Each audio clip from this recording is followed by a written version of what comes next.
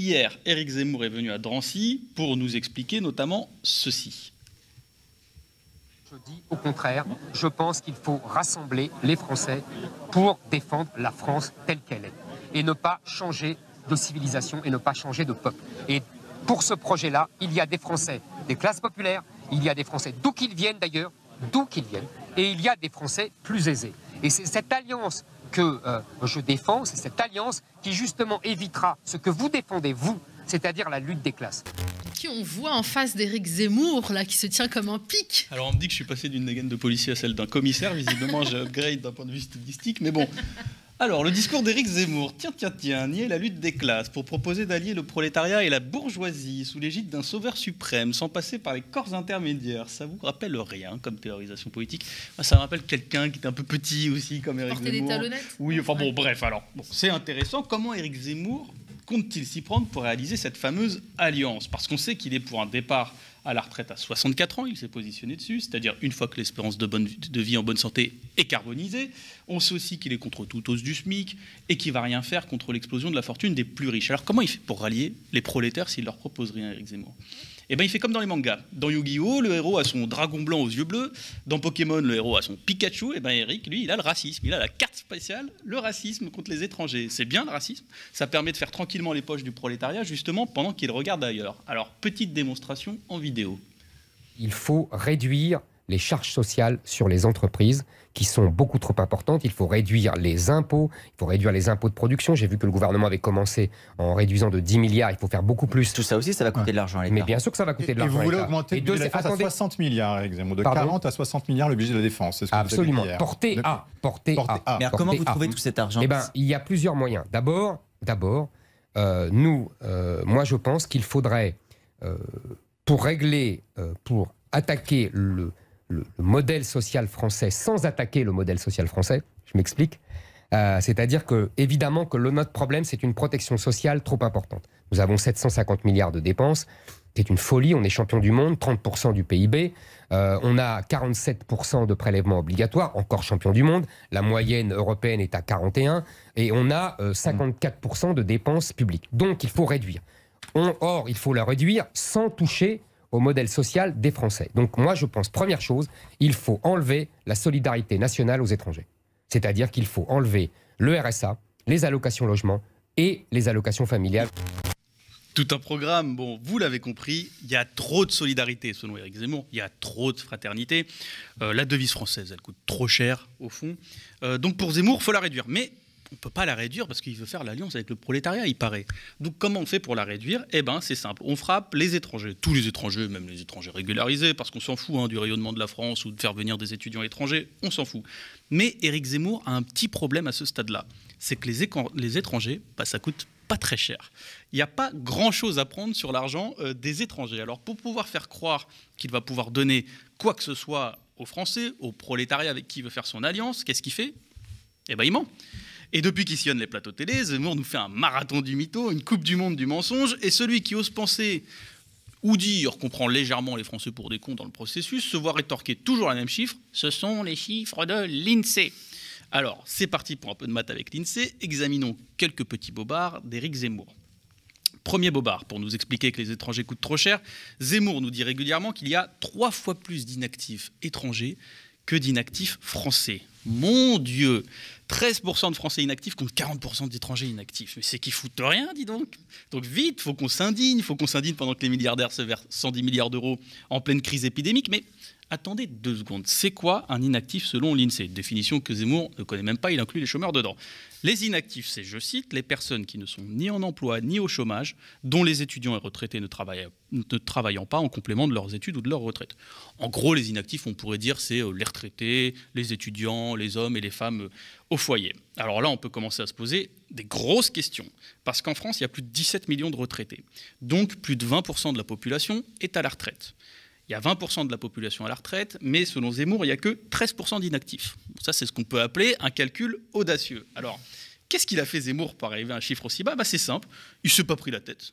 il a enlevé les retraités du compteur. C'est pas dur la politique en fait, parce que si on ajoute le nombre de retraités français, on arrive à 28% d'inactifs. C'est normal, les gens sont à la retraite.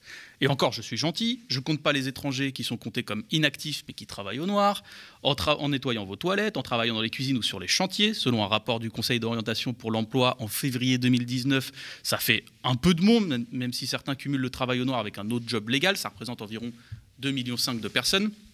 Et je ne pars pas non plus du principe, je reste encore un peu sympa, que les femmes au foyer, par exemple, sont bien souvent tout sauf inactives, qu'elles assurent énormément de tâches, notamment les tâches ménagères, les tâches familiales qui prennent du temps. Et je ne voudrais pas que Zemmour soit malade, il a l'air déjà assez fatigué comme ça.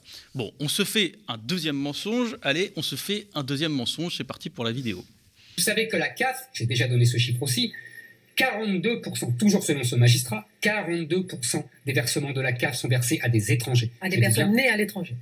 Exactement. Précis. Mais oui, j'ai pas dit d'origine étrangère, j'ai pas dit que leurs parents étaient étrangers. Je dis, j'ai pas dit français d'origine étrangère. 42% de chèques. Donc vous voyez, il y a un vrai sujet. Alors là, on touche au sublime. Devant un Michel Onfray qui visiblement est en pleine rupture d'anévrisme, mais rassurez-vous, il va bien. Il a dit qu'il voterait pour Zemmour si Zemmour musclait son programme social, tant pis pour les Noirs et les Arabes. Donc c'est bon, c'est comme d'hab, Onfray va bien.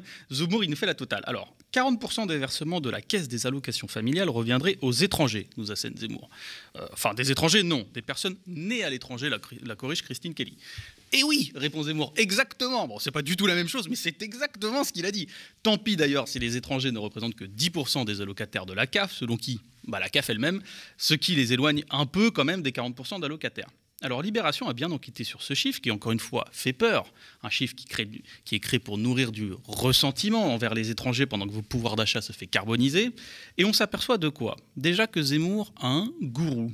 Un Raspoutine à lui, un certain Charles Prats, magistrat qui publie aux éditions Ring, encore un havre du progressisme, actuellement d'ailleurs ciblé par une enquête administrative pour avoir enfreint son devoir de réserve, connu notamment pour avoir accueilli un homme dans son cabinet en 2012, un flingue à la ceinture, enfin un flingue. Une bombe de gaz se défendra-t-il, ce qui ressemble beaucoup à un flingue, hein, on est d'accord, pourquoi pas un paquet de Haribo tant qu'on y est. Charles Prats, lui, il s'appuie sur une réponse du gouvernement à une sénatrice. C'est un peu maigre comme source, mais bon. Et ce gouvernement dit à la sénatrice que 5 millions de personnes nées à l'étranger avaient des droits ouverts aux prestations familiales. Alors Charles Prats, il sort sa calculette Casio, et il nous dit que vu qu'il y a 12,7 millions d'allocataires de la CAF en 2018, il y aurait donc bien 5 millions par rapport à 12 millions, 40% de gens nés à l'étranger bénéficiaires de la CAF. Scandale, stupeur, vite, allons chercher leur thune pendant que Zemmour nous allonge notre art de départ à la retraite, dépêchons-nous. Sauf qu'il y a un petit souci. Les allocataires de la CAF, ils sont comptés par foyer. Dans un foyer, il y a plusieurs allocataires, notamment les enfants. Il y en a une dizaine de millions. Bref, au final, il n'y a pas 12 millions d'allocataires de la CAF, il y en a 31 millions.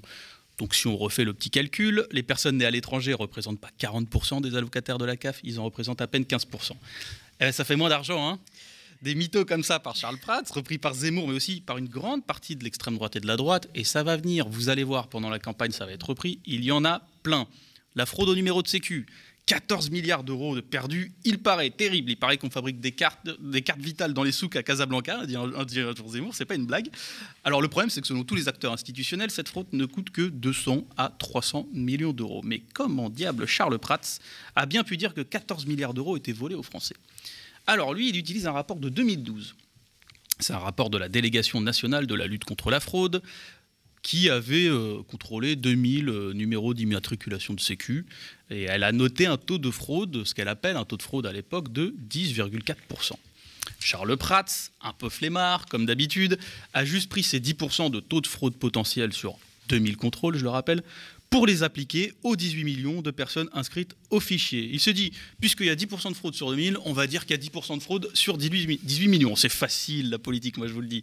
Sauf que la Caisse nationale d'assurance vieillesse a complètement démenti cette information, notamment parce que le terme de fraude qui a été utilisé en 2011 correspond à l'ensemble de documents sur lesquels il y a un soupçon de manipulation. Ça peut être un logo mal placé, ça peut être un cachet suspect, ou juste des simples anomalies, comme des photocopies de mauvaise qualité. La fraude, en fait, c'est juste un contrôle de la qualité pour la Caisse nationale d'allocation vieillesse. Ça peut être des photocopies non visibles, par exemple, pour se conformer à quelque chose qui pourrait être une fierté, mais qui saoule un peu tout le monde, c'est le haut standard français en matière de fichiers administratifs, de documents administratifs. D'ailleurs, les documents suspects de manipulation sont en baisse. 5% pour le contrôle fait en 2013, 4% pour le contrôle fait en 2018. Mais bon, Charles Prats n'est pas allé jusque-là, c'était trop récent, il avait sûrement d'autres choses à faire. Par ailleurs, sur les anomalies de 2013, par exemple, 93% des anomalies concernaient quoi? Un acte de naissance de mauvaise qualité. Voilà la fameuse fraude dont nous parle Charles Prats. Et enfin, avoir un numéro de gestion ouvert à la sécurité sociale, ça ne donne absolument aucun droit à des prestations sociales. Quand on a un numéro d'immatriculation à la Sécu, ça ne suffit pas à faire retirer sa carte vitale. Il faut présenter un livret de famille, il faut présenter des pièces d'identité, il faut présenter un avis d'imposition, toutes ces choses qu'on n'arrive pas à retrouver le jour où on nous les demande, ça nous prend 3 heures et ça fait beaucoup de documents administratifs. Bon, moi, je m'arrête là pour les chiffres. Ça a l'air un peu laborieux. Mais pourquoi faire une chronique sur ces faux chiffres? Parce que certains me diront, et un peu à raison, que des fausses infos comme ça, pour diviser le peuple, pour mieux le voler, il y en a beaucoup, qu'on connaît la stratégie. Trump l'a utilisée. On sait que le temps qu'on met à courir après une fake news, eh ben, il y en a une autre qui a inventé. Sauf que, vous voyez, en à peine 10 minutes, on a quand même démonté les 3 plus gros mensonges de Zemmour en ce moment, qu'il utilise depuis plusieurs semaines pour mentir aux Français. Parce qu'il y a encore quelques journalistes, parce que moi j'invente rien, je cite des journaux, je cite des études de journalistes notamment, quelques responsables d'administration aussi qui ne se laissent pas manipuler. Et je crois que cette chronique, elle peut être utile si tout le monde se met dans l'optique de se mettre en mode combat pour l'élection présidentielle. En mode combat, ça veut dire savoir, ça veut dire se renseigner, ça veut dire être vif, ça veut dire ne laisser passer aucune saloperie faite pour salir les gens, pour voler l'argent des autres. Ça prend du temps, mais pas tant que ça si on le fait ensemble. Ça prend pas tant que ça. Et ils ne pourront pas inventer 36 000 mensonges non plus, c'est pas vrai. Il y en aura d'autres, des mensonges, vous allez le voir. Après les étrangers, Zemmour va s'en prendre à la fraude des pauvres. C'est un fait assuré, parce que derrière les étrangers, il y a toujours ces salauds de pauvres, qu'ils soient noirs, blancs, arabes, par ailleurs, qui sont déjà, eux, contrôlés de manière industrielle et sur lesquels on a déjà des chiffres et des expertises. Mais on les voit arriver, et on va arriver aussi à les déjouer. À chaque repas de famille, à chaque assemblée générale, à chaque discussion, on va attraper les gens par le callback et on va rien laisser passer. Je vous promets que ça marche. Bon, je l'ai fait sur Zemmour, qui malgré tous les méfaits du jour dans cette séquence et tout le caractère problématique de ce passage dans Morandini, était tellement sur la défensive qu'il a dû finir non plus par définir son projet, ce qu'il fait à longueur de journée dans les médias, mais par attaquer mon projet, notre projet on pourrait dire, donc définir aussi et valoriser pour une fois notre projet que je vous laisse pour conclure sur cette chronique. C'est cette alliance que je défends, c'est cette alliance qui justement évitera ce que vous défendez, vous, c'est-à-dire la lutte des classes. Vous avez un projet authentiquement révolutionnaire, authentiquement destructeur et belliqueux, qui est mort aux riches. Ah bah il y aura moins de dîners en ville, ça il y aura moins à dire, je vous confirme. David Guiraud a donné raison à Éric Zemmour. Elle a dit oui, c'est vrai. Ah oui, c'est vrai, c'est vrai. C'est exactement ça qu'on veut. Alors, mort aux riches, je sais pas, mais mort aux ultra-riches, on verra. Mais en tout cas, si ça fait flipper Zemmour, c'est qu'on est sur la bonne voie. Merci beaucoup David Guiraud, porte-parole jeunesse de la France Insoumise. Il est